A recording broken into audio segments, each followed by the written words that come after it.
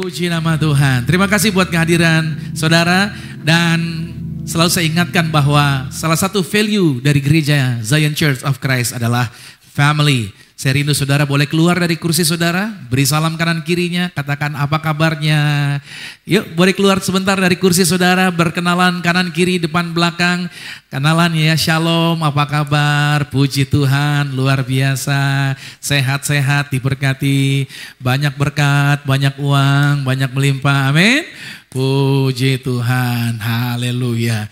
Tuhan kita baik, Tuhan Yesus baik, Tuhan Yesus luar biasa. Puji Tuhan. Kasih tepuk tangan lagi buat Tuhan Yesus. Yes, luar biasa. 2024 kita mengusung tema yaitu berbicara mengenai miraculous living in Jesus Christ. So tahun 2024 prediksinya boleh negatif, prediksinya boleh tidak baik, prediksinya boleh kelihatannya aneh. Tapi kenyataan yang kita katakan dan kebenaran yang kita ucapkan adalah tahun 2024 adalah tahun keajaiban di dalam Yesus Kristus. Dan saya percaya semua kita yang ada di Zion Church of Christ akan selalu mengalami kesaksian-kesaksian yang baru di dalam kehidupan Anda. Amin. Itu sebabnya di bulan April ini kita berbicara dengan tema Word Up. Terus bersuara, terus berbicara, terus menyampaikan kebenaran, terus perkatakan kebenaran atas kehidupan kita. Jangan pernah tidak memperkatakan kebenaran, teruslah memperkatakan kebenaran. Karena saya mau katakan sama saudara, Tuhan tidak bergerak berdasarkan kenyataan. Kenyataannya boleh tidak baik, kenyataannya boleh tidak aman, tapi kebenaran tidak pernah terpengaruh atas kenyataan. Karena Tuhan bergerak berdasarkan kebenaran. Tuhan sudah tahu kenyataan yang ada, tapi kita yang gak tahu kebenaran apa yang Tuhan telah sediakan. Makanya kenapa kita perlu memperkatakan kebenaran. Karena pada waktu kita memperkatakan kebenaran, maka kebenaranlah yang akan terjadi di dalam perjalanan kehidupan kita. Amin. Makanya situasinya boleh negatif. Dokter boleh berkata penyakit Anda berbahaya. Dokter boleh mengatakan hasil analisa kesehatan Anda. Atau mungkin situasi keuangan Anda tampaknya tidak baik. Hasil-hasil yang dilihat, bahkan prediksi orang-orang di sekitar saudara. Tapi hari ini saya mau katakan sama saudara, dokter ataupun analisa, semua itu Tuhan sudah tahu. Tapi hari ini Tuhan tidak bergerak berdasarkan analisa manusia, tapi Tuhan bergerak berdasarkan kebenaran firman Tuhan. Itu sebabnya saya selalu dorong jemaat Tuhan, teruslah memperkatakan kebenaran, karena kebenaran firman yang akan terjadi atas kehidupan kita. Katakan amin. Dan judul hari ini yang kami bawakan adalah berbicara mengenai karya Tuhan yang ajaib. Sampai hari ini Tuhan terus berkarya dan sampai saat ini keajaibannya tidak pernah berhenti atas kehidupan anak-anaknya. Yohanes pada pasal 21 pada ayat yang ketiga sampai dengan ayat yang ke-13 berkata begini. Kata Simon Petrus kepada mereka, aku pergi menangkap ikan. Kata mereka kepadanya, kami pergi juga dengan engkau. Mereka berangkat lalu naik ke perahu, tetapi malam itu mereka tidak menangkap apa-apa. Ketika hari mulai siang, Yesus berdiri di pantai. Akan tetapi murid-murid itu tidak tahu bahwa itu adalah Yesus. Kata Yesus kepada mereka, hai anak-anak, adakah kamu mempunyai lauk pauk? Jawab mereka, tidak ada. Maka kata Yesus kepada mereka, saya highlight di sini, nanti saya jelaskan di poin saya. Tebarkanlah jalamu di sebelah kanan perahu, maka akan kamu peroleh. Lalu mereka menebarkannya dan mereka tidak dapat lagi menariknya karena banyaknya ikan. Maka murid yang dikasih Yesus itu berkata kepada Petrus, ini murid yang dikasih Yesus bernama Yohanes. Yohanes berkata kepada Petrus, itu Tuhan. Ketika Petrus mendengar bahwa itu adalah Tuhan, maka ia mengenakan pakaiannya sebab ia tidak berpakaian lalu terjun ke dalam danau. Murid-murid yang lain datang dengan perahu karena mereka tidak jauh dari darat, hanya kira-kira 200 hasta saja, dan mereka menghela jala yang penuh ikan itu. Ketika mereka tiba di darat, mereka melihat api, arang, dan di atasnya telah tersedia ikan dan roti. Kata Yesus kepada mereka, bawalah beberapa ikan yang baru kamu tangkap itu. Ayat 11-nya, Simon Petrus naik ke perahu, lalu mengeluarkan atau menghela jala itu ke darat, dikeluarkan semua ikannya, penuh ikan-ikan besar, ikan-ikannya bukan kecil tapi besar, jumlahnya 153 ekor banyaknya, dan sungguh pun sebanyak itu jala itu tidak koyak. Kata Yesus kepada mereka, marilah dan sarapanlah. Tidak ada di antara murid-murid itu yang berani bertanya kepadanya, siapakah engkau? Sebab mereka tahu bahwa ia adalah Tuhan. Yesus maju ke depan, mengambil roti dan memberikannya kepada mereka. demikian juga ikan itu. Saudara, situasi ini adalah situasi di mana Yesus menampakkan diri kepada para murid setelah peristiwa kebangkitannya. Tujuan Yesus menampakkan diri kepada para muridnya, kenapa dia tunjukin dirinya pada waktu dia sudah bangkit dari kematiannya? Sebagai kesaksian, word up. Dia sedang berbicara tentang apa? Pembuktian dari segala sesuatu yang telah Yesus katakan, dari segala sesuatu yang telah Yesus firmankan. Dalam catatan Alkitab, Yesus menampakkan diri setelah kebangkitannya hanya kepada para murid saja. Pernah nggak saudara bertanya, kenapa Yesus pas bangkit tidak tampilin dirinya di depan Pilatus? Hei Pilatus, kamu yang sok berkuasa, nih saya Yesus. Yang kamu perintahin untuk disalibkan, saya bangkit dari kematian. Kenapa Yesus gak menampakkan dirinya di depan para imam yang menghina Yesus yang dengan berkata, turunlah dari salib itu, kalau engkau bisa turun kami semua akan menyembah engkau. Kenapa Yesus gak bilang, hei sekarang saya sudah bangkit di depan mereka? Saudara pernah bertanya gak? Kenapa Yesus gak menampakkan dirinya kepada para prajurit yang mencambuki Yesus sambil ketawa-ketawa gitu, yang menghina Yesus, yang kayaknya enjoy, kayaknya fun gitu, menyiksa orang sampai setengah mati begitu. Kenapa Yesus gak nongolin dirinya, tampil di depan orang-orang itu? Pernah saudara bertanya begitu gak? Saya cuma mau kasih tahu sama saudara, Yesus gak perlu memperlihatkan dirinya kepada orang-orang yang menginginkan kematiannya dia. Kenapa demikian? Alasannya, masih ingat gak cerita Lazarus sebagai pengemis dan orang kaya yang hidup dalam kemewahan? Pada suatu ketika keduanya mati dan mereka berada di dua alam yang berbeda. Lazarus di pangkuan Abraham, sedangkan si orang kaya tersiksa di dalam alam maut. Kita lihat dulu sebentar ya, Lukas 16 pada ayat yang ke-29. Tetapi kata Abraham, ada pada mereka kesaksian Musa dan para nabi, baiklah mereka mendengarkan kesaksian itu. Jawab orang kaya itu, tidak Bapak Abraham, tetapi jika ada orang yang datang dari antara orang mati kepada mereka, maka keluarga saya mereka akan bertobat gitu lah. Kalau ada orang mati bangkit lalu cerita bersaksi.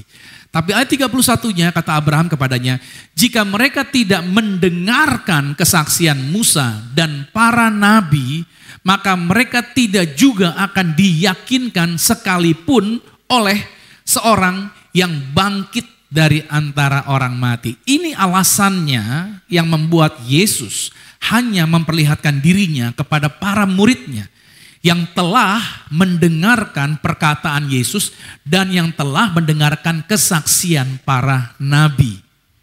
Jadi dari sini saudara yang kasih Tuhan, ingat baik, setiap kesaksian apapun, mungkin ada orang yang datang bilang begini, oh saya dapat penglihatan surga. Oh saya dibawa Tuhan ke neraka. Oh Tuhan berbicara sama saya. Saya mau nyampaikan sesuatu, oh tadi malam saya ngobrol-ngobrol sama Tuhan. Sampai saking lamanya ngobrol, saya bilang sama Tuhan, jangan pergi dulu sebelum kita wifi gitu. Mungkin ada orang yang kasih tahu sama saudara bahwa dia dapat penglihatan dan lain sebagainya. Saya coba mau sampaikan sama saudara, dari teks ayat ini mengatakan bahwa apapun kesaksian, basicnya itu harus berdasarkan Alkitab. Jadi apapun orang itu bersaksi, silakan. Saya tidak alergi dengan kesaksian orang dijumpai Tuhan, atau orang dibawa ke surga, atau diperlihatkan neraka, gak ada masalah. Tapi yang saya mau tanya adalah dasar Alkitab dari apa yang orang itu saksikan. Jadi dari sini saudara bisa melihat, setiap kesaksian apapun itu harus berdasarkan perkataan Yesus dan sesuai dengan isi Alkitab. Jadi saya mau katakan sama saudara, itu Anda akan menjadi jemaat yang cerdas. Itulah standar kepercayaan umat Tuhan. Karena zaman now ada pengajaran-pengajaran, bukan baru sebenarnya. Ini sudah pernah ada, cuman diulang aja. Yaitu Kristen progresif. Yang mengatakan bahwa keselamatan bukan hanya di dalam Yesus, tapi ada lain lagi yang di luar Yesus juga bisa memberikan keselamatan. Gitu loh saudara, itu bukan sesuatu yang baru. Makanya saya mau katakan sama saudara, kenapa pentingnya orang Kristen punya basic dirinya adalah Alkitab. Jangan pernah lepaskan Alkitab dari hidup Anda, amin. Biar Alkitab menjadi standar apapun. Jadi kalau ada orang ngomongnya rohani setinggi apapun, tanya lagi sama dia, ayatnya di mana? Ngomong apa firman Tuhannya? Gituin saudara. Nah peristiwa kematian Yesus tentu saja membuat para murid terpukul. Atau istilah zaman now adalah kena mental. Masih ingat kena mental? Siapa yang di sini pernah kena mental? Ya kan? Banyak orang di dalam hidup ini mungkin pernah kena mental. Para murid, mereka punya keyakinan bahwa Mesias akan menjadi penguasa yang akan mengalahkan tirani Romawi yang berkuasa pada waktu itu. Tetapi kenyataannya, Yesus, Tuhan yang mereka sembah, Yesus yang mereka percaya sebagai Mesias, kok disalib? Itu yang membuat mereka kehilangan pegangan. Dan yang pada akhirnya, mereka kembali ke status awalnya. Mereka jadi apa? Nelayan lagi. Mereka cari ikan lagi. Saudara, seringkali dalam perjalanan kehidupan ini, pada saat harapan atau kerinduan tidak terwujud, maka timbul yang namanya putus asa. Siapa di sini yang gak pernah putus asa? Siapa di sini yang gak pernah kecewa? Siapa yang pernah di sini mengalami PHP? Ya kan? Siapa di sini pernah menjalin hubungan? Sudah berjalan hubungan, tahu-tahu dia ghosting. Wah, ya kan? Anda kecewa. Berapa banyak orang yang kecewa di dalam hidup ini? Kekecewaan-kecewaan yang luar biasa terjadi. Makanya saya kasih tahu sama saudara anak-anak muda. Kalau engkau berpacaran, tiba-tiba engkau kecewakan sama pacarmu. Ya kan? Kau kalau kecewa, jangan pernah cari pacar. Bahaya sekali kalau orang baru diputusin pacar, terus dia cari pacar dalam kondisi hatinya terluka. Saya banyak jumpai rumah tangga yang dibangun bukan karena cinta, tapi karena dia kecewa sama mantannya dulu. Dia taruh harapan sama mantannya kabur, dia kecewa, ya kan? Dia berpikir emang lu aja yang bisa cari ganti, gue juga bisa dapat gitu kan. Seolah-olah dia mau tunjukin bahwa yang dia nikahin lebih baik daripada mantannya dulu. Ini problem sebenarnya. Karena tindakan apapun dari hasil kekecewaan itu akan merugikan Anda. Dan tindakan yang menyertai keadaan putus asa yang terjadi itu bisa bermacam-macam. Nah, kalau kita lihat pada kondisinya para murid Yesus, begitu mereka kecewa, mereka putar balik, putar haluan ke pekerjaan awal mereka. Berapa banyak orang yang ikut Yesus cuman gara-gara apa? Pacar. Kenapa kamu masuk Kristen? Ya karena pacar saya Kristen, jadi saya masuk Kristen. Begitu pacarnya mengecewakan, balik lagi tuh. Halo? Berapa banyak yang model seperti ini? Padahal saya mau kasih tahu sama saudara, kalau Yesus telah memanggil Anda, bukan memanggil Anda pada waktu umur Anda sekarang, bukan. Tapi Tuhan telah punya ketetapan atas saudara sejak saudara ada di dalam kandungan ibu Anda masing-masing. Jadi sejak awal Yesus telah punya ketetapan bagi hidup Anda, termasuk para murid. Yesus telah punya ketetapan atas murid, bahwa para murid telah sejak awal bukan dijadikan sekedar penjala nelayan atau nelayan penjala ikan, tetapi mereka dijadikan penjala manusia. Tuhan sudah punya ketetapan buat para murid. Kalau saya mundur ke belakang dari perjanjian lama, pada saat Musa diutus kembali ke Mesir, setelah 40 tahun dia pergi dari Mesir, tinggal di tanah Midian, Tuhan utus dia kembali ke Mesir untuk membebaskan orang-orang Yahudi dari perbudakan. Pikirnya Musa semuanya akan lancar-lancar dan mudah-mudah saja. Kenapa demikian? Karena Musa di Midian dijumpai Tuhan, dia melihat penampakan yang luar biasa. Ada sebuah semak menyala tapi tidak terbakar. Lalu ada suara yang berkata, Musa, tanggalkan kasutmu, tanah engkau berdiri, itu tanah yang holy, tanah yang kudus. Dan Musa diperlihatkan keajaiban. Bagaimana yaitu tangannya Musa disuruh masukin ke dalam jubahnya. Begitu keluar tangannya kena kusta, saudara. Dan Tuhan bilang masukin lagi ke dalam jubahnya. Begitu masukin lagi, dikeluarin lagi, sembuh. Wih, ajaib. Tuhan bikin keajaiban, dahsyat cara Tuhan. Lalu Tuhan bilang sama Musa, tongkat di tanganmu lempar ke tanah. Berubah jadi ular. Musa mau kabur karena Musa tahu ular di padang gurun itu berbisa mematikan. Tapi Tuhan bilang jangan kabur, pegang ekornya. Kalau nangkep ular jangan pernah pegang ekor, pegang kepalanya. Kalau kau pegang ekornya maka putar balik lehernya, dia akan memagut orang yang memegang dia. Tapi Musa mau belajar taat dan Musa pegang ekor ular tersebut serta merta berubah jadi tongkat kembali. Dahsyat. Dan Musa dengan bangga, Musa dengan keyakinan yang besar. Kalau saudara jadi Musa, diutus ke Mesir, kira-kira perasaan saudara gimana? Gampang ini mah, bener gak? Ya kan? Kecil ya mah, gitu. Siapa Firaun?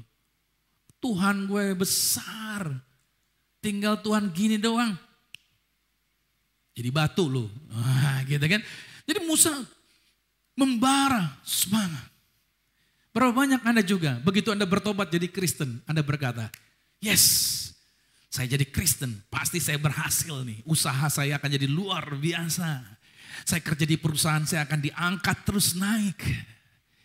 Saya jadi Kristen, saya pasti rumah tangga saya akan diberkati. Anak-anak muda yang mau merit yang Kristen akan berkata, ya rumah tangga saya akan dahsyat.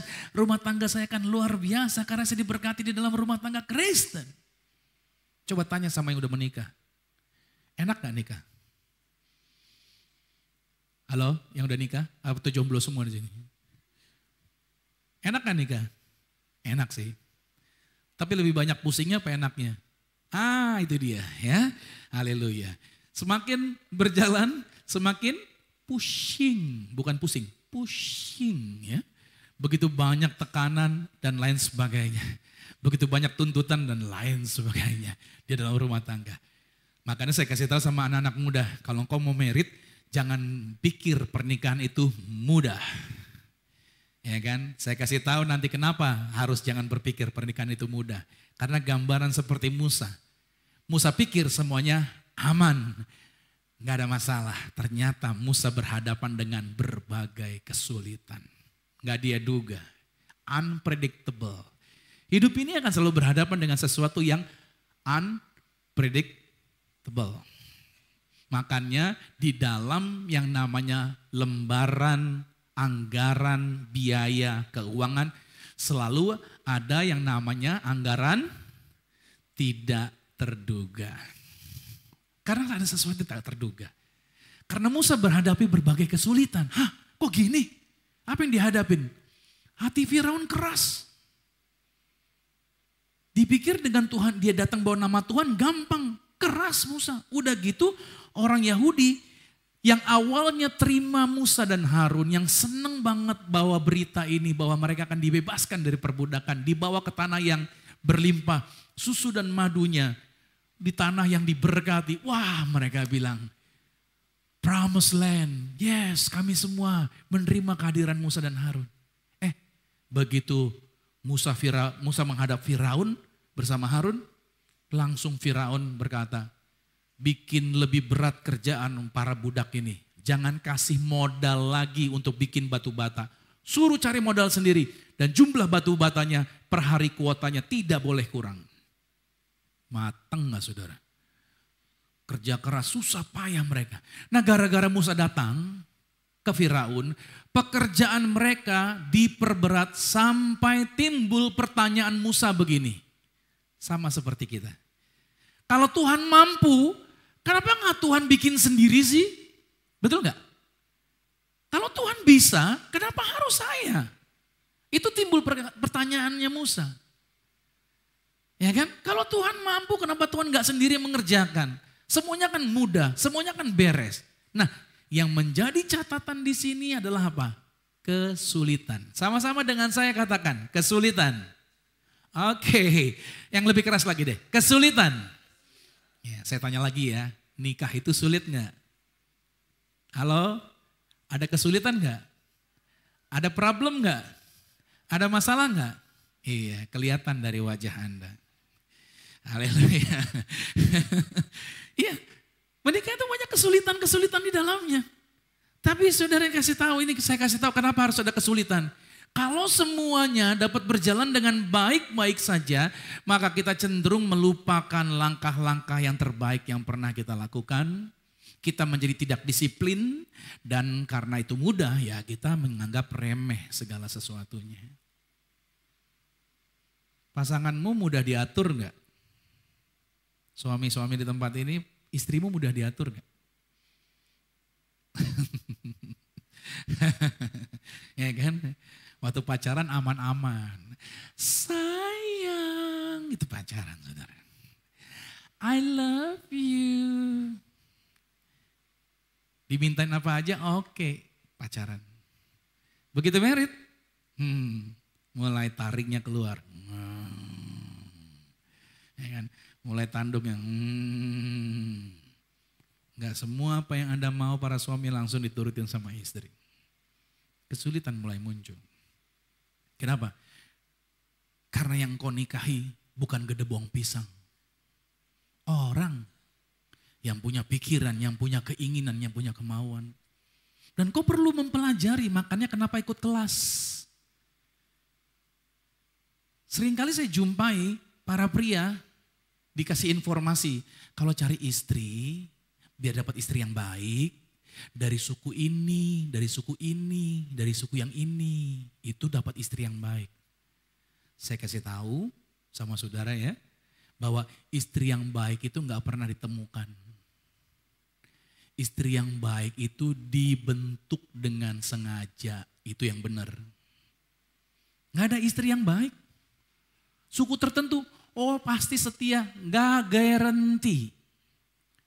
Saya cuma mau kasih tahu, istri yang baik itu hanya dapat diproses, dibuat, dibentuk. Itu sebabnya saya bilang sama mereka ikut premarital class, saya kasih tahu sama mereka, kamu ikut kelas ini untuk belajar menjadi istri yang baik, untuk belajar menjadi suami yang bijak, dibentuk di dalam kelas ini, sehingga pada waktu kamu menikah, disitulah saatnya praktek. Ingat nih, jangan pernah menjadi istri, belajar jadi istri setelah di raise hands. Setelah pendeta berkatin, baru saya mau belajar jadi istri yang baik. Terlambat. Nah yang belum married di tempat ini, saya kasih tahu sama saudara. Belajar jadi istri sebelum married. Begitu sudah diberkati, bukan belajar lagi, praktek jadi istri. Amin. Haleluya. Ini harusnya mengerti dengan benar, jangan salah. Kalau salah konsep, ya amburadul semuanya. Nah sebaliknya makanya saya kasih tahu sobat saudara, kesulitan justru membuat kita selalu ingat akan seluruh perjalanan bagaimana Tuhan membuat semuanya dapat kita lalui. Saudara pernah punya kesulitan dan saudara sudah pernah melalui kesulitan? Masih hafal sampai hari ini kejadiannya? Masih ingat bagaimana Tuhan tolong? Justru kesulitan membuat kita dapat mensyukuri. Kenapa? Bahwa Tuhan itu Tuhan yang baik, Tuhan yang besar, Tuhan yang dahsyat, Tuhan yang luar biasa. Amin. Jadi saudara jangan nangis kalau ada kesulitan, kalau ada tantangan, kalau ada pergumulan. Say thank you Jesus, bukan berterima kasih sama kesulitannya. Tapi kita berterima kasih bahwa di dalam segala kesulitan, saya tidak pernah ditinggalkan sendirian. Ada Yesus yang selalu bersama-sama dengan saya untuk bisa melewati segala sesuatunya dan saya bisa keluar lebih daripada pemenang. Amin. Kesulitan inilah yang dialami oleh Yakub. Pada waktu Yakub ditanya oleh Fir'aun, Yakub berkata, yang membuat dia umur panjang, yang membuat Yakub selalu mensyukuri, yaitu perjalanannya, itu karena siapa? Karena penyertaan Tuhan di dalam setiap perjalanan kehidupan dia di dalam Kejadian 47 pada ayat yang ke-9. Yakub berkata umur saya 130 tahun. Tapi masa-masa yang baik cuma sedikit. Yang lebihnya begitu banyak masa kesukaran. Tapi umurnya panjang. Itu membuat dia terjaga. Itu yang membuat Yakub diberkati berlimpah. Itu yang membuat Yakub bergumul lawan Tuhan di sungai Yabok, dia gak mati. Walaupun kakinya pincang. Karena dia berkata, saya tidak akan melepaskan engkau sebelum engkau memberkati aku. Makanya namanya diganti, bukan menjadi Yakub lagi, tapi namanya menjadi Israel. Saudara yang kasih Tuhan, saya percaya bahwa segala kesulitan terjadi, justru akan menghasilkan kemuliaan Tuhan atas kehidupan Bapak Ibu Saudara. Saya gak tahu situasi apa yang sedang Anda hadapi. Tapi hari ini saya berdoa buat saudara. Jemaat Zion Church of Christ. Anda dilimpahi dengan berkat Tuhan. Amin. Murid-murid Yesus berpikir semuanya pasti akan mudah terwujud. Karena mereka berpikir ada Mesias. Karena mereka percaya Mesias akan melakukan segala sesuatu sesuai dengan gambaran yang ada di pikirannya mereka. Tetapi pada saat mereka berhadapan dengan kenyataan, disalib, mereka langsung mundur, mereka langsung kecewa. Situasi apa yang sekarang saya tanya sama saudara? Situasi apakah yang telah membuat Anda kecewa? Keadaan apakah yang membuat Anda mulai mempertanyakan dan meragukan Tuhan? Saudara, iblis pakai alat ini, keraguan-raguan. Anda mungkin ada di gereja. Beberapa orang Kristen mungkin melayani Tuhan. Mungkin mereka aktif di dalam hubungannya di dalam Tuhan. Tapi ada orang-orang meskipun mereka ada di dalam gereja, tapi mereka penuh keraguan dengan Tuhan. Ragu-ragu membuat kita tidak berani mempercayai Tuhan. Ragu-ragu membuat kita mengambil langkah kita sendiri. Ragu-ragu membuat kita lebih percaya kepada yang lain di luar Yesus. Yesus tidak pernah kecewa pada saat mungkin hari ini atau beberapa waktu sebelumnya kita telah meragukannya Dia. Tetapi apa yang Yesus kerjakan? Dia bertanggung jawab. Dia datang kepada kita. Untuk apa? Untuk membawa kita kembali kepada setiap rencana yang telah Tuhan tetapkan. Masih ingat tadi saya katakan? Tuhan telah punya rencana atas kita sejak ada di dalam kandungan siapa? Ibu kita masing-masing. Jadi keadaan Bapak Ibu Saudara hari ini itu tidak kebetulan. Tuhan telah punya rencana bagi hidup Anda. Amin. Tuhan telah melakukan perencanaannya. Dan itu yang ajaib. Lalu pertanyaan ini yang saya tanyakan adalah apa yang Yesus lakukan pada saat kita mulai meragukan Tuhan. Kalau dia Tuhan yang bertanggung jawab, apa yang dia kerjakan? Yang pertama, Tuhan akan coba ini, mengingatkan kita kembali kepada awal permulaan. Nah ini dia. Pada saat kita mulai ragu, pada saat kita mulai bimbang, pada saat kita mulai cemas dalam perjalanan kita, apa yang Tuhan lakukan? Dia mengingatkan kita kepada awal permulaan. Semua kita telah dipanggil Tuhan. Semua kita yang pernah mengalami situasi, apapun itu, pada waktu kita bertobat itu awal Tuhan panggil dan Tuhan suruh kita bergerak di dalam perjalanan bersama dengan Dia. Nah, saya tunjukin ayatnya, Yohanes 21 pada ayat yang ke-6, agar perbandingannya jelas. Maka kata Yesus kepada mereka, tebarkanlah jalamu di sebelah kanan perahu. Ini saya highlight. Maka akan kamu peroleh. Lalu mereka menebarkannya dan mereka tidak dapat lagi menariknya karena banyak ikan. Pada situasi ini, setelah murid-murid kecewa, Yesus tunjukin, coba tebarkan jalamu di sebelah kanan. Dan ketika mereka melakukannya, mereka dapat ikan yang begitu banyak. Bukankah peristiwa ini adalah pengulangan peristiwa awal di mana murid-murid dipanggil menjadi murid Yesus di tempat yang sama, di danau yang sama, di situasi yang sama, dengan cara yang sama. Lukas pada pasal 5 pada ayat yang keempat berkata begini. Setelah selesai berbicara, Yesus berkata kepada Simon, bertolaklah ke tempat yang dalam, tebarkanlah jalamu untuk menangkap ikan. Mirip ya? Lalu ayat yang kelima, Simon menjawab, Guru, telah sepanjang malam kami bekerja keras dan kami tidak menangkap apa-apa. Mirip. Di Yohanes 21, mereka semalam-malaman gak dapat apa-apa. Tetapi karena engkau menyuruhnya, aku akan menebarkan jala juga. Ayat yang ke-6, mari kita lihat. Dan setelah mereka melakukannya, mereka menangkap sejumlah besar ikan sehingga jala mereka mulai koyak. Mirip kan? Mereka dapat ikan juga di Yohanes 21, di Lukas 5 ayat 4-6 juga mirip. Jadi saudara, Yesus mengingatkan para muridnya akan ketaatan pada saat Yesus menyuruh mereka untuk melemparkan jala. Di sini saudara pasti pegang garis bawahi. Ketaatan kepada Kristus itulah yang akan menyebabkan keberhasilan. Saya ulangin lagi. Ketaatan kepada Kristus itulah yang akan menyebabkan keberhasilan. Saudara mungkin gak pinter-pinter amat. Tapi kalau engkau taat sama Yesus, Tuhan Yesus bikin berhasil proyekmu. Saudara mungkin gak punya investor yang besar.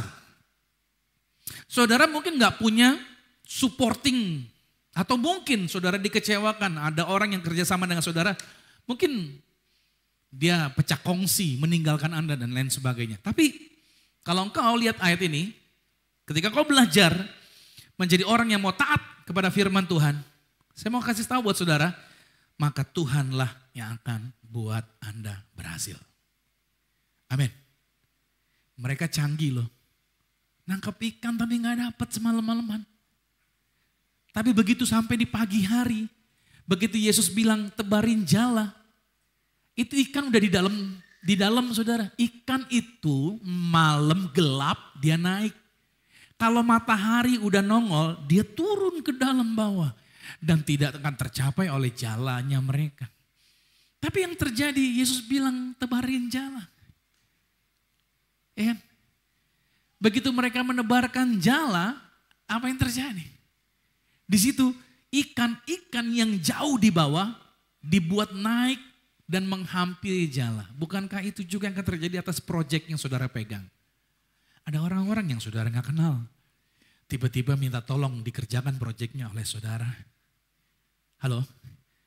Saudara gak kenal investor yang mana. Tapi tiba-tiba investor itu bisa mempercayakan untuk dikerjakan proyeknya sama saudara. Amin. Ada perusahaan yang saudara gak kenal. Tiba-tiba ngundang Anda untuk Anda kerja di perusahaan tersebut. Apakah itu karena keahlian kita? No. Tapi inilah reward untuk orang-orang yang taat kepada firman Tuhan. Maka orang-orang seperti ini akan diberkati dan dibuat Tuhan berhasil. Apakah ini hanya buat orang-orang tertentu? Tidak.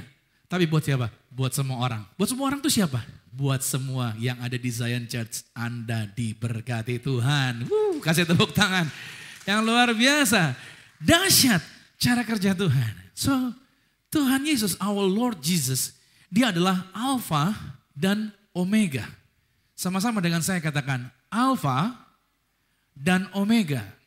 Ya, artinya dia adalah yang telah menetapkan dari awal akan segala sesuatunya. Apa yang sejak semula telah dia buat, itu tidak pernah digantikan oleh perubahan, oleh perkembangan apapun juga. Waktu saya bangun gereja ini, 2022 masuk mulai start di sini. Kita mulai dari 2019 di ruko seberang sana, kecil. Tapi mulainya hari Jumat malam. Ada banyak juga jemaat di tempat ini yang ikut bersama-sama di sana. And then 2020 kita baru mulai dengan gereja hari Minggu di Arta Gading. Baru mulai 3 bulan COVID datang. Akhirnya semua di online kan. Nah udah kita ibadah secara online. Bayangin gereja belum seumur jagung langsung close karena harus di online kan ibadahnya. Lalu tahun 2022 kami dapat izin untuk bisa masuk ke tempat ini. Di Januari kita start di Februari kalau tidak salah. Dan semuanya terjadi. Saudara masuk ke gedung tempat ini tidak mudah saudara. Tapi Tuhan yang bukakan sehingga kami bisa masuk ke tempat ini. Dan ketika kami masuk, oh God, luar biasa. Semuanya aman dan kita berjalan bikin ibadah. Tapi dalam perjalanan akhirnya kami bertemu dengan kebuntuan.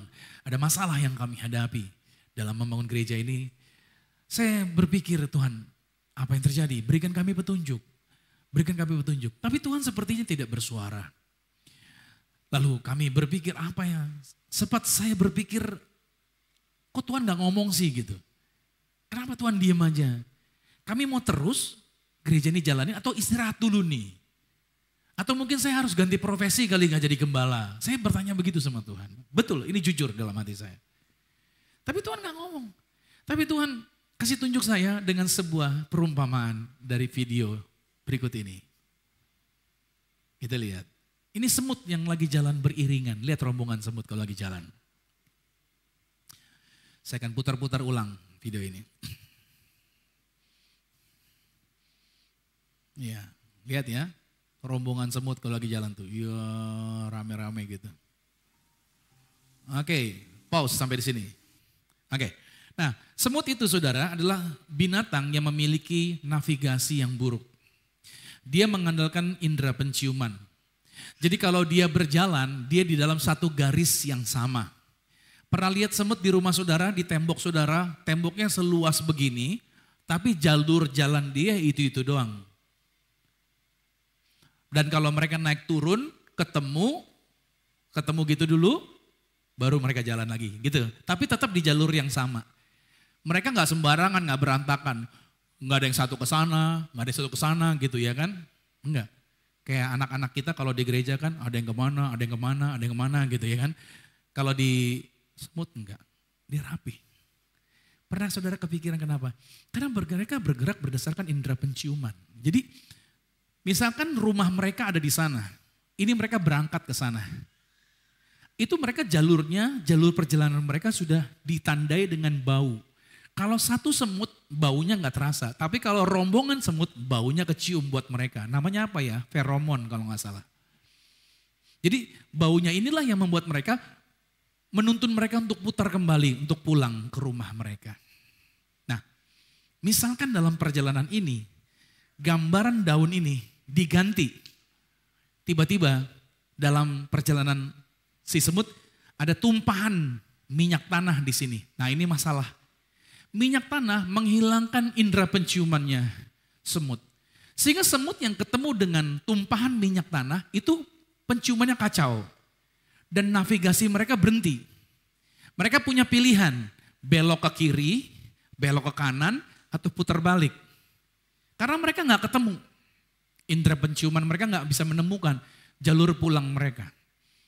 Nah, di sini yang menariknya adalah saya diingatkan ada beberapa semut yang kocar-kacir gitu ya, tapi ada juga semut yang meneruskan perjalanannya melintasi minyak tanah.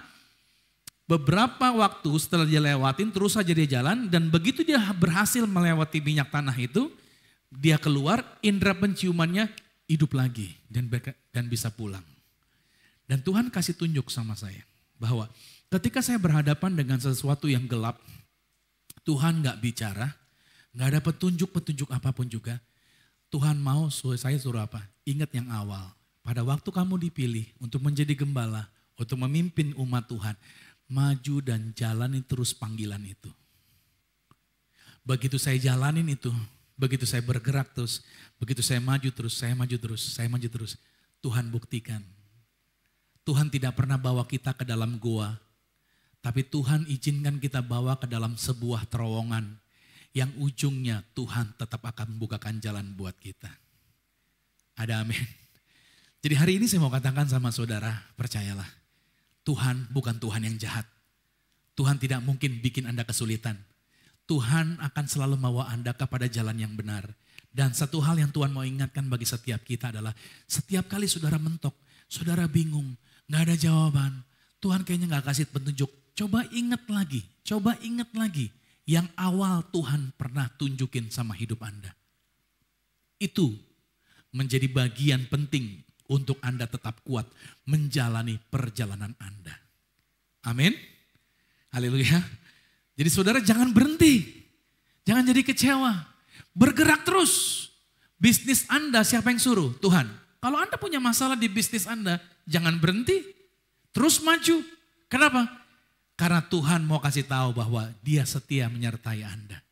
Bukan Tuhan gak mau ngomong, tapi Tuhan mau melatih kita untuk kita tetap percaya bahwa di tengah kegelapan sekalipun ada gada Tuhan yang menjagai Anda dari musuh-musuh Anda. Amin.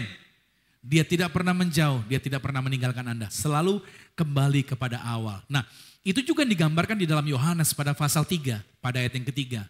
Kenapa Tuhan mengatakan begini? Yesus menjawab katanya, aku berkata kepadamu sesungguhnya, jika seorang tidak dilahirkan kembali, dia tidak dapat melihat kerajaan Allah. Kenapa seorang harus dibaptis? Kenapa seorang harus menerima Yesus, harus ditenggelamkan, harus dibaptis kembali? Untuk diingatkan adalah apa? Dikembalikan kepada gambaran Adam dan Hawa sebelum jatuh dalam dosa. Semuanya harus dikembalikan. Perubahan yang ada, perkembangan teologi yang ada, perkembangan musim yang ada, itu tidak pernah merubah sejarah firman Tuhan, pernyataan firman Tuhan. Jadi makanya kenapa orang dikembalikan lagi harus ditenggelamkan. Mungkin ada orang yang berkata begini, saya sudah Kristen dari kecil, nggak perlu saya harus dibaptis lah. Saya sudah percaya Tuhan. Kalau saya secara pribadi saya bilang ya sudahlah, kalau sudah jadi Kristen dari kecil mau bilang apa, nggak perlu harus dibaptis. Tapi Yohanes 3 ayat yang ke-6 berkata begini, apa yang dilahirkan dari daging ya tetap daging. Apa yang dilahirkan dari roh, dia adalah roh. Walaupun engkau dari kecil Kristen, tapi kalau engkau belum dikembalikan lagi, ya engkau akan tetap seperti konsep kedagingan itu. Tapi kalau engkau lahir baru, maka engkau akan dipimpin oleh roh Tuhan sampai selama-lamanya. Amin. Janji Tuhan. Makanya kita gak bisa berontak dari firman. Semua harus kembali. Saya keras. Saya bukan dari Kristen karismatik. Saya dari Kristen yaitu anti mainstream. Yang gerejanya gak ada tepuk tangan begini. Dulu saya kalau ngeliat gereja tepuk tangan saya bilang itu gereja orang gila. Kenapa? Sebentar dia ketawa. Ya nanti sebentar dia nangis. Itu orang gila kan? Bentar ketawa, sebentar nangis. Gak taunya saya juga ada di dalam orang gila itu juga sekarang.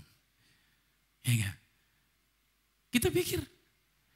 Tapi ini saya mau katakan sama saudara. Tuhan ingin kembalikan lagi dari awal. Engkau mungkin pernah kecewa, tapi Tuhan tidak tinggal diam. Dia ingetin lagi yang awal mulanya dalam hidup Anda. Yang kedua, dengan cepat. Memperlihatkan jaminan yang dia sediakan. Yesus tidak tinggal diam. Tapi dia kasih lihat jaminan yang dia sediakan. Maksudnya bagaimana? Lihat Yohanes 21 ayat 10. Kata Yesus kepada mereka, bawalah beberapa ikan yang kamu tangkap itu. Dan Simon naik ke atas perahu, menghela jala itu ke darat, penuh ikan-ikan besar. Berapa jumlahnya? Yang kencang berapa jumlahnya? 153 ekor banyaknya. Sungguh pun sebanyak itu jalannya tidak menjadi koyak. Jumlah ikan 153. Itu memberikan petunjuk bahwa Tuhan mampu menyediakan segala sesuatu. Bilang sama-sama segala sesuatu. Diperkirakan ya menurut penelitian 153 itu jumlah jenis ikan yang ada di Danau Galilea. Bisa jadi Tuhan mau kasih tahu sama saudara, Tuhan sanggup memberkati Anda dalam segala bidang apapun. Pekerjaan apapun, Tuhan bisa berkati Anda. Angka 153 juga itu bilangan bahasa Ibrani, Ani Elohim, artinya I am God, akulah Tuhan. Yesus sedang menunjukkan jati dirinya, kan murid-murid sedang kecewa nih. Dengan jumlah 153, Yesus tunjukin saya ini Tuhan. Peristiwa di mana mereka pernah ketakutan di danau pada waktu gelap. Mereka mengalami badai hampir mati. Yesus berjalan di atas air juga berkata, aku, ya kan? Tenang, inilah aku dalam bahasa Ibraninya sama. I am God, akulah Tuhan. Artinya apa? Bahwa Tuhan mampu melakukan segala sesuatu yang kata temenmu gak mungkin. Yang kata dokter gak bisa sembuh. Yang kata prediksi dunia kacau. Yang kata ini itu gak ada dukungan. Tapi hari ini apa yang kata orang mustahil, bagi Tuhan tidak ada perkara yang mustahil. Dia mau tunjukkan kuasanya. Makanya jumlah ikan itu juga memberikan petunjuk. Bahwa ikan itu juga bicara tentang apa? Jiwa. Bicara jiwa, bahwa keseluruhan jiwa-jiwa yang siap dijangkau, yaitu sampai ke ujung bumi untuk mereka bawa kepada Tuhan.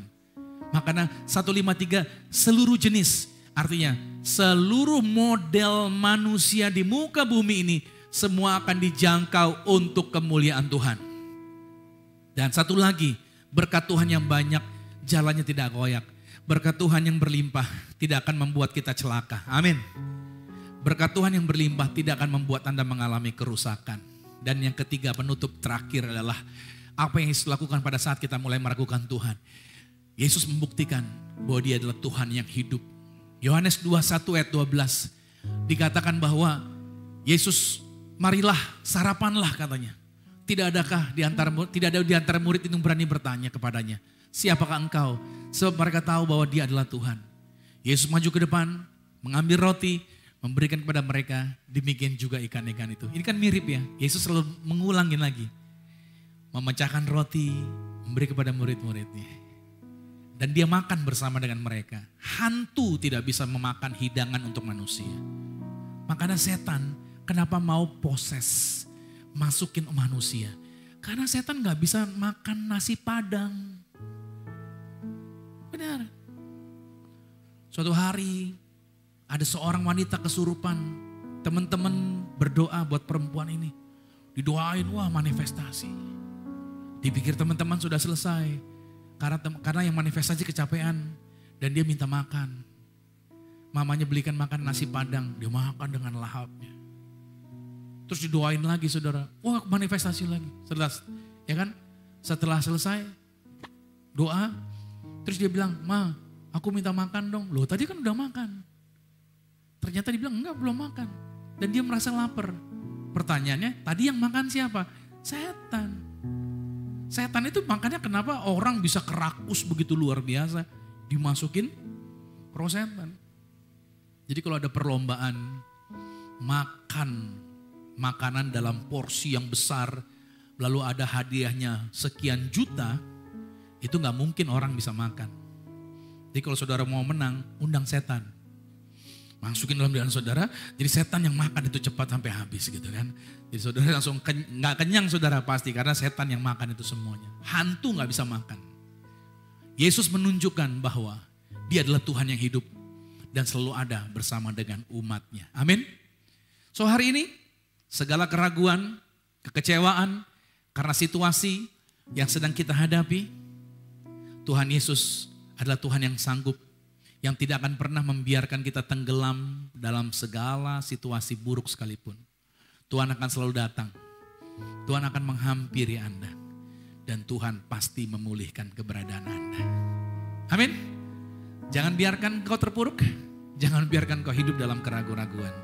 Biarkan Tuhan datangi Anda. Biarkan Dia pulihkan Anda. Mari sama-sama kita bangkit berdiri. Mari kita datang pada Tuhan. Haleluya. Kau lebih tahu yang terbaik bagiku. Kau lebih sanggup pulihkan hidupku. Ku berserah, ku percaya hanya Yesus penolong yang setia. Kau lebih tahu yang terbaik bagi. Mari dengan iman katakan, kau lebih sanggup pulihkan hidupku. Ku berserah, ku percaya hanya Yesus penolong yang setia. Beberapa bulan, beberapa waktu saat ini, hasil laporan kesehatan saya kurang baik. Saya pikir ada yang aneh. Saya bukan seorang perokok, saya bukan seorang peminum, saya tidak suka bergadangan, saya tidak pernah melakukan hal-hal yang aneh. Tapi kenapa ada hal-hal negatif yang terjadi atas kondisi fisik saya? Hasil rapotnya tidak baik. Saya tahu ini sesuatu yang tidak baik. Dan saya bertanya-tanya, Tuhan, why? Secara pikiran saya melayani Tuhan, saya setia melayani Tuhan, saya beri yang terbaik di dalam pelayanan saya. Seharusnya saya tidak mengalami situasi seperti itu. Kalau boleh saya bandingkan diri saya dengan orang lain yang kehidupan kesehatannya sembarangan dan lain sebagainya. Tapi kelihatannya mereka fine-fine dan aman-aman aja. Tapi Tuhan mau mengajarkan sesuatu buat saya bahwa Tuhan tahu yang terbaik bagi hidup saya.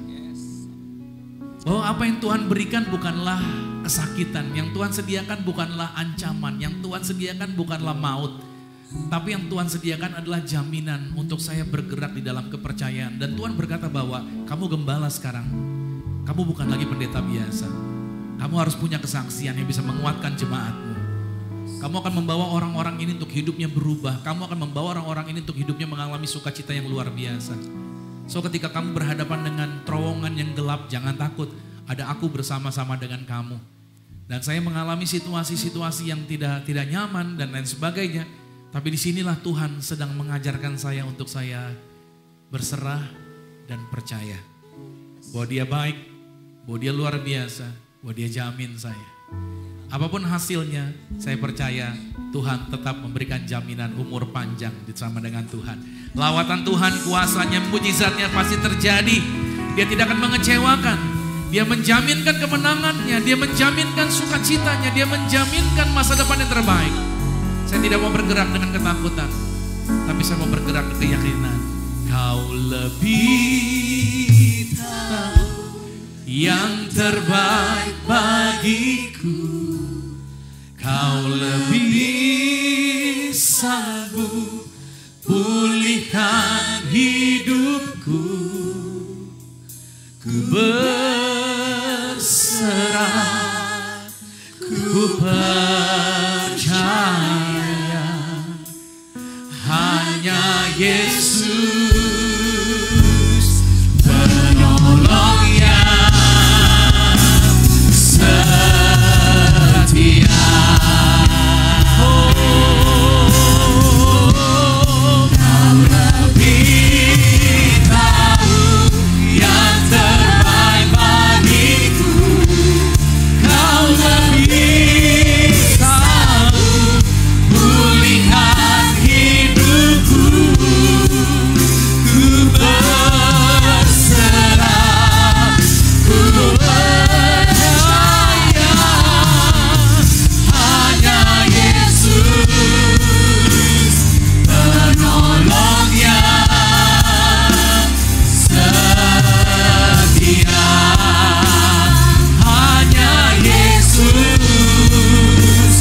penolong yang setia. Hanya Yesus penolong yang setia.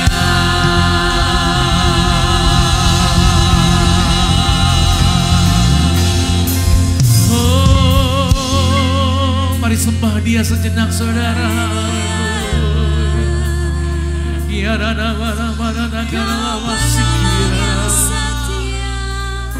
Kau Allah yang setia.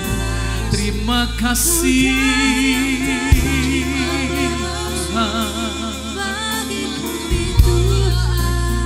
Tuhan. Ku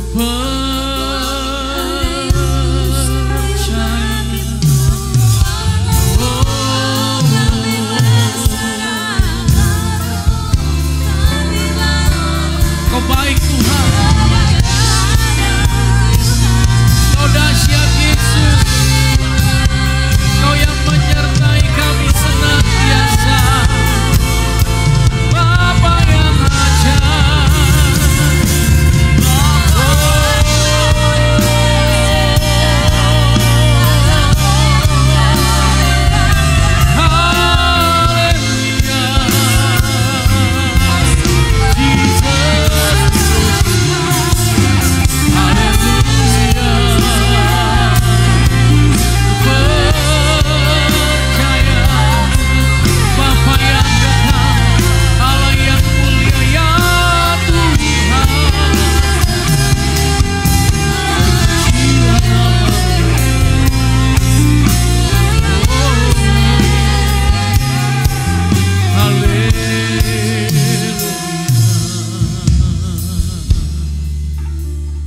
Masing-masing kita boleh naikkan doa kita di hadapan Tuhan. Say thank you to Jesus. Katakan bahwa engkau hanya mau berserah dan berharap sama Tuhan. Gak ada yang lain boleh menggantikan Yesus dalam hidup kita. Pegang Dia, teguhkan hatimu. Kau pasti bisa lewati segelap apapun di depanmu. Teruslah berjalan bersama Yesus, dan engkau akan keluar menemukan jawaban atas setiap halnya. Terima kasih Tuhan buat firman yang kami terima. Kami percaya janji Tuhan ya dan amin. Apa yang Tuhan katakan pasti digenapi. Apa yang Tuhan janjikan pasti terjadi. Tuhan tidak pernah merubah hanya gara-gara suatu persoalan. Tuhan tidak pernah menggantikan hanya gara-gara musim yang berganti. Tuhan tetap Tuhan yang hidup. Tuhan tetap Tuhan yang heran. Tuhan tetap Tuhan yang ajaib. Terima kasih buat firman yang kami terima. Kau berdoa setiap jemaat Tuhan yang hadir hari ini terberkati dengan luar biasa. Thank you Lord Jesus buat firman yang kami terima. Dan aku berdoa biar setiap anak-anak Tuhan mempraktikkan firman ini. Karena roh Tuhan memampukan setiap kami untuk melakukannya. Terima kasih buat setiap jaminan yang Tuhan telah sediakan. Terpujilah namamu. Dalam nama Yesus Kristus kita semua ini berkati. Sama-sama kita katakan amin. Kita beri tepuk tangan yang meriah bagi Tuhan Yesus. Silakan duduk kembali saudara. Puji nama Tuhan, terima kasih untuk firman Tuhan yang luar biasa dari Pastor Romi Matulesi. Mari kita berikan apresiasi sekali lagi untuk Pastor Romi Matulesi. Tuhan Yesus berkati pelayanannya dimanapun untuk Pastor Romi berada. Hari ini kita diingatkan kembali untuk selalu beriman kepada Tuhan Yesus. Untuk tidak perlu takut apapun yang terjadi dalam hidup kita. Karena Tuhan Yesus adalah penolong kita yang setia. Dia yang mengetahui segala masalah kita. Seperti dalam Mazmur 23 ayat 4, sekalipun aku berjalan dalam lembah kekelaman, aku tidak takut bahaya, sebab Engkau besertaku. Gadamu dan tongkatmu itulah yang menghibur aku. Biarlah itu firman yang menjadi kekuatan, biarlah ayat itu menjadi pegangan kita dalam kehidupan kita. Mari kita satukan hati dan pikiran kita. Kita terima perjamuan kudus. Kita ingat pengorbanan Tuhan Yesus di kayu salib, darahnya yang tercurah untuk menebus kita. Kasih-Nya yang begitu besar dalam kehidupan kita. Hanya Kau Tuhan di hidupku, Kau berikan hidup yang baru.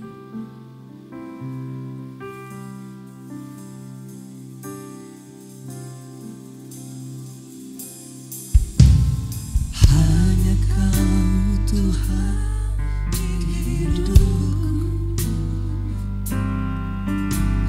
Kau berikan hidup yang baru. Darah-Mu menyucikan, pulihkan hatiku. Ku nyatakan Kaulah segalanya. Engkaulah sumber pengharapan. Kuasa-Mu sanggup menyembuhkan. Jiwaku pun berserah, Jiwaku berserah hanya kepadamu. Yesus, Kaulah segalanya. mari kita bangkit berdiri, kita puji Dia. Karena salib-Mu Karena salib-Mu kami hidup Tuhan. ku hidup. Karena salib-Mu kami menang. Karena salib-Mu Haleluya Yesus. ku menang.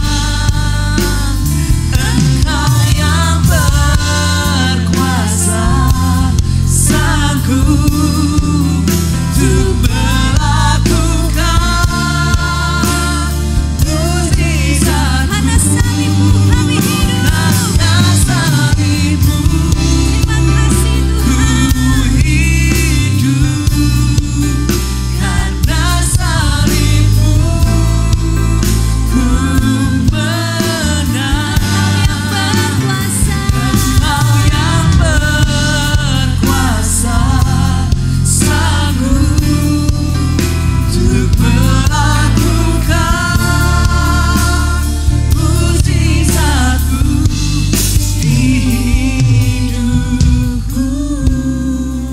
Bangsa Israel ketika mereka keluar dari Mesir, mereka mengadakan yaitu pemotongan domba Paskah. Yaitu mereka mengadakan ibadah Paskah. Dan mereka mengoleskan di tiang pintu dan di ambang pintu rumah mereka dengan darah domba. Dan tulah kemusnahan yang terakhir yaitu tulah kematian anak sulung tidak terjadi atas anak-anak Israel. Kita percaya bahwa Yesus adalah yang sulung di antara kita. Yesus mati sebagai yang sulung di antara kita menggantikan Anda dan saya. Upah dosa adalah maut.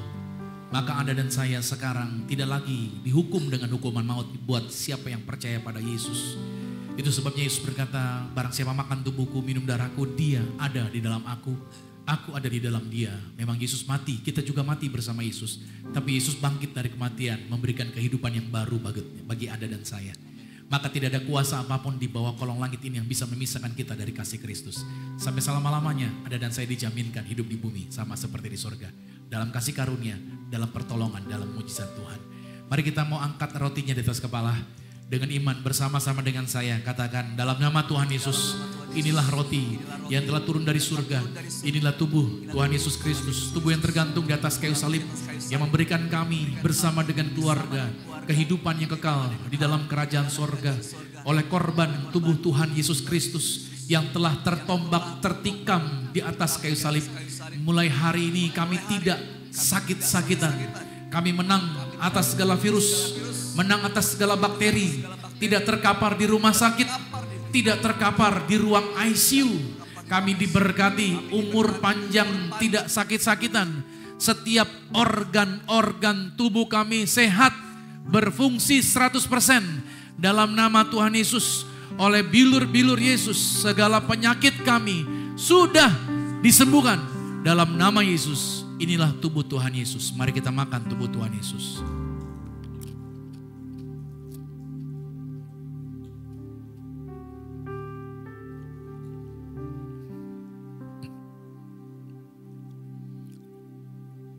Mari kita angkat anggur ini dengan iman, sama-sama saya katakan, dalam nama Tuhan Yesus, inilah darah Yesus Kristus, darah yang tercurah, darah yang tertumpah di atas kayu salib sebagai perjanjian yang baru dan yang kekal.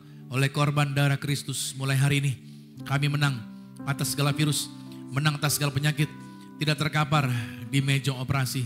Oleh korban darah Yesus, kami warga sorga dijaminkan naik jadi kepala, bukan ekor. Apa saja yang kami doakan, Tuhan buat pasti berhasil. Saudara jangan minum dulu, masing-masing Anda minta lagi sama Tuhan. Anda mau doa apa di bulan April ini? Apa yang Anda harapkan di dalam rumah tangga, di dalam bisnis proyek pekerjaan Anda, di dalam kesehatan Anda, di dalam keturunan Anda, masa muda Anda. Saudara boleh minta sama Tuhan. Kata Tuhan, minta kepadaku, berseru kepadaku, maka aku akan menjawab. Tuhan yang mendengar seruan anak-anaknya, Tuhan yang mendengar kerinduan anak-anaknya, kuasa Tuhan pasti terjadi. Mari sekali lagi sama-sama dengan saya katakan, dalam nama Tuhan Yesus, Tuhanlah yang mengajar sakramen tubuh darah Yesus, kuasanya lebih dari roti mana. Bangsa Israel 40 tahun kasutnya tidak rusak, bajunya tidak rusak, tinggal makan tidur. Maka artinya kami bersama keluarga tidak miskin, tidak bangkrut, tidak kekurangan. Maka tidur diberkati.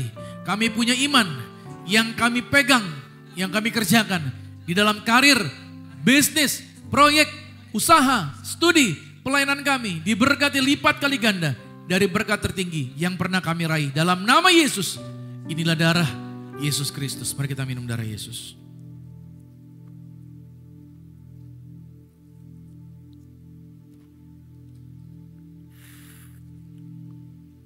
Mari angkat tanganmu, berterima kasih buat tubuh dan darahnya. Karena salibmu ku hidup, karena salibmu ku menang, Engkau yang berkuasa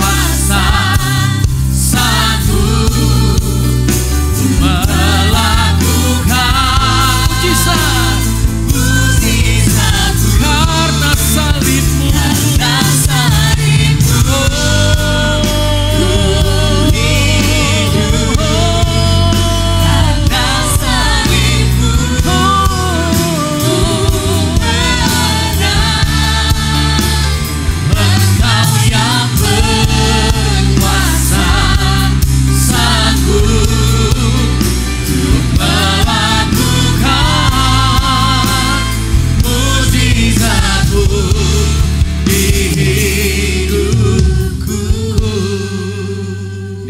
semua ada minyak. Tuhan Yesus memerintahkan untuk mendoakan orang sakit, mengusir setan-setan, mengurapi setiap lokasi, rumah, tempat tinggal, usaha, bisnis dimanapun. Kantor, meja kantormu, dimanapun kau ditempatkan. Maka kuasa Tuhan bekerja, penjagaan Tuhan ada bersamamu. Mari sama-sama dengan saya katakan, dalam nama Tuhan Yesus, inilah minyak urapan. Setiap tetes saya punya kuasa mengusir setan. Setiap oleh saya punya kuasa menghadirkan bala tentara Allah, pasukan malaikat, jagai kami bersama keluarga. Dalam nama Tuhan Yesus, inilah minyak urapan. Anda boleh teteskan di atas kepala saudara. Maka setiap pot, setiap botol ini dalam nama Bapa, Anak, Roh Kudus, dalam nama Tuhan Yesus, inilah minyak urapan yang penuh kuasa, penuh kemuliaan dalam nama Tuhan Yesus, minyak urapan. Amsal 18 ayat 21 berkata, hidup dan mati dikuasai oleh lidah. Siapa yang suka menggemakan, mengulanginya, mengatakannya, maka dia akan memakan buahnya. Mari berkati diri kita bersama dengan keluarga kita masing-masing. Angkat tanganmu seperti di layar LED, katakan sama-sama. Saya diberkati, berkelimpahan, telah ditebus, telah diampuni, dibenarkan, diurapi, disempurnakan, diberi kuasa, hidup dalam kasih karunia, berharga, aman, sehat, penuh kemuliaan, fokus pada Yesus, disiplin, percaya diri, pandai cerdas. Saya diciptakan segambar dan serupa Yesus untuk menggenapi setiap panggilan dan tujuannya atas hidup saya. Di dalam nama Yesus, Amin. Kasih tepuk tangan ini meriah bagi Tuhan. Doa orang benar bila dengan yakin didoakan sangat besar kuasanya. Aku berkati setiap tangan-tangan mereka. Kami akan bawa korban syukur. Diberkati setiap korban persembahan mereka. Korban dana pembangunan mereka. Apa yang mereka korbankan di ladang Tuhan. Tidak pernah kekurangan. Berkat Tuhan, pertolongan Tuhan, mujizat Tuhan. Senantiasa ada bersama dengan setiap umat Tuhan ini. Terpujilah namamu Tuhan. Dalam nama Yesus Kristus. Haleluya. Amin. Kita kasih tepuk tangan lagi bagi Tuhan. Silakan duduk kembali, kita bawa korban syukur. Haleluya. Mari kita siapkan persembahan yang terbaik untuk pekerjaan di rumah Tuhan. Mari naikkan pujian, kecaplah dan lihatlah betapa baiknya Tuhan itu.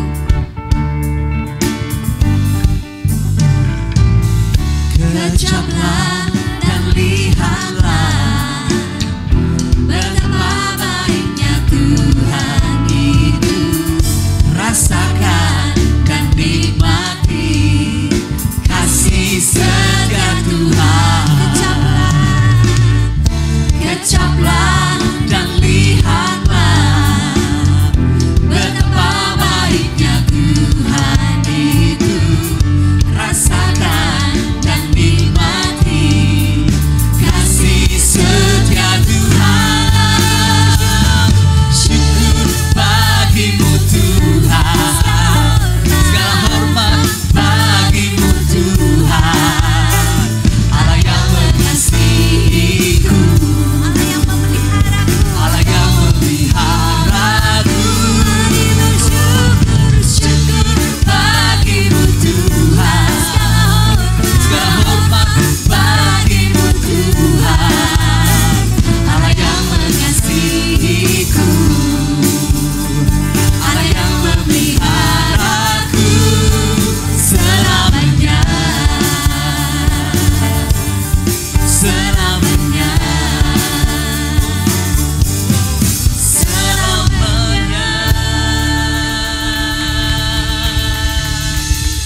Terima kasih buat persembahan syukur Bapak Ibu Saudara, dan Tuhan Yesus pasti memberkati. Alkitab menjaminkan orang yang menabur di ladang Tuhan, di ladangnya Tuhan, pasti dia pulang bawa berkat yang berkelimpahan dan tidak pernah kekurangan.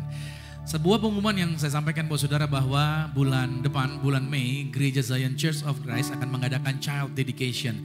Jadi bagi Bapak Ibu Saudara yang punya anak-anak yang rindu untuk diserahkan, untuk penyerahan anak, untuk didoakan, agar anak saudara menjadi generasi unggul, generasi cerdas, yang tidak sakit-sakitan, tidak dikalahkan oleh nyamuk apapun juga. Anak-anak saudara diproteksi dalam perlindungan Tuhan. Mari, Anda boleh nanti hampiri petugas yang ada di foyer, saudara boleh daftarkan anak saudara untuk bisa mengikuti kegiatan child dedication ini. Saudara, saya sebagai gembala punya program khusus buat saudara karena jemaat saya mumpung belum mega church gitu ya, mumpung, ini saya bilang mumpung. Jadi saya sebagai gembala, usia saya juga masih relatif muda. Saya punya kerinduan ingin mendoakan rumah Anda. Karena saya berdoa adalah begini saudara. Berkat itu dimulai dari keluarga, berkat itu dimulai dari rumah. Saya pengen rindu bangun gedung untuk gereja Zion Church. Tapi Tuhan bilang jangan kamu sendiri yang bangun. Tetapi yang bangun adalah jemaatmu bersama-sama dengan kamu. Bagaimana caranya? Berkati jemaatmu agar jemaatmu berkelimpahan. So saya berdoa buat saudara, Anda diberkati berkelimpahan. Sehingga pada waktu kita bangun gereja, itu bukan gereja gembalanya, tapi gereja umat Tuhan. Itu menjadi penting. Makanya kalau saudara punya kerinduan, saudara mau rumah Anda untuk diurapi, untuk didoakan, saudara please, saudara boleh nanti kasih tahu juga sama tim yang ada di foyer, alamat rumah Anda atau schedule kalau Anda memang rindu untuk diurapi, didoakan. Saya bersama dengan istri, saya akan datangi rumah Anda untuk diurapi. Karena penting seperti Israel, yaitu yang ada di Mesir, rumah mereka itu diurapi satu-satu dengan darah tadi. Sehingga mereka gak ada tulah kemusnahan pada waktu mereka keluar dari Mesir. Saya berdoa buat saudara, 2024 gak ada virus penyakit apapun yang berbahaya yang bisa mendatangi rumah Anda. Amin. Jadi saya rindu kalau saudara mau didoakan, silakan. Mumpung saya masih umurnya relatif muda ya. Mumpung jemaatnya belum, wow. Kalau udah kebanyakan jemaatnya, mungkin saya nggak bisa seperti hari ini lagi. Tapi ini kesempatannya, saya ingin menghampiri rumah Anda untuk memberkati dan mendoakan setiap saudara. Dan kalau saudara juga ada kerinduan untuk minta didoakan secara pribadi, tulis pokok doa. Nanti tim di foyer juga bisa memberikan pokok doa untuk Anda boleh isi, untuk kami bisa berdoa secara pribadi juga buat saudara. Come on, kita bangkit berdiri, kita akan akhiri ibadah kita pada saat siang hari ini. Tuhan Yesus, terima kasih buat setiap kesempatan yang Tuhan percayakan, setiap anak-anak Tuhan yang hadir diberkati Tuhan, kasih karunia, lawatan, berkat, pertolongan, mujizat Tuhan senantiasa menyertai, mengurapi setiap mereka.